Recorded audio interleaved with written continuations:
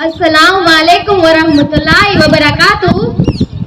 आज 15 अगस्त के दिन हमारे देश को आज़ादी मिली थी और इस हमारे देश को आज़ादी के लिए न जाने कितने वीरों ने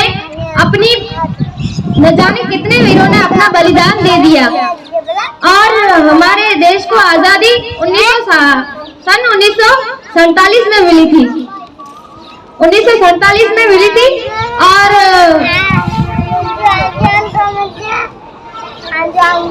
हमारा भारत आजाद हुआ और आज उसे 76वां साल पूरा होगा।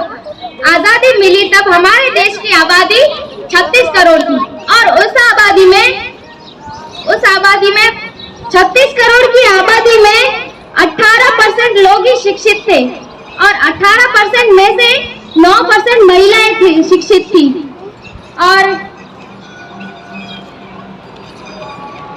आजाद भारत के प्रथम शिक्षक मंत्री मौलाना अबुल कलाम हमारे समाज के ही थे और आज हमारी समाज ही शिक्षा में सबसे पीछे है, क्योंकि हमको किसी कायदे कानून की माहिती नहीं है। हमारे समाज के लोग मजबूत तब होंगे जब उनकी कायदा कानूनी की माहिती होगी और कायदा कानून की माहिती तब होगी जब हम शिक्षित होंगे। डॉक्टर भीमराव अंबेडकर ने कहा है कि शिक्षा एक शेरनी का दूध है। शिक्षा एक शेरनी का दूध है, जो भी इसे पी लेगा वही दहाड़ेगा। मतलब कि शिक्षित व्यक्ति कभी भी कमजोर नहीं होता। हमारा समाज कमजोर इसलिए है क्योंकि हम शिक्षित नहीं है। शिक्षण ना होने के कारण हम कायदा कानून हो या कोई भी राजकारण हो, अनेक माहिती में हम कमजोर ही हैं।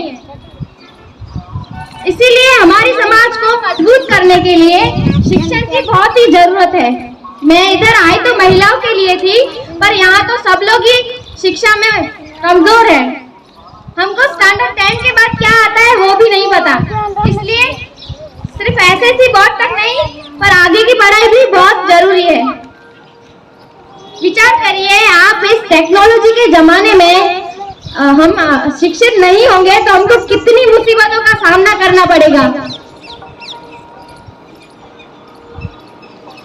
और आगे जाकर हमारी नस्लों को भी कितनी शिक्षा के बिना कितनी मुसीबतों का सामना करना पड़ेगा।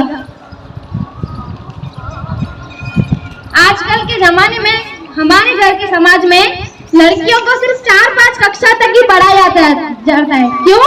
क्योंकि वो शिक्षा से ज्यादा घर काम करे तो ही बेहतर है, वरना ससुराल में बेइज्जती हो जाएगी। मैं घर काम करने की मनाही नहीं कर रही, पर घर काम के साथ दीनी तालीम के साथ दुनियाई तालीम भी जरूरी है। मैं भी चाहती हूँ कि हमारा समाज सुधरे, लड़कियां पढ़े लिखे आगे बढ़े।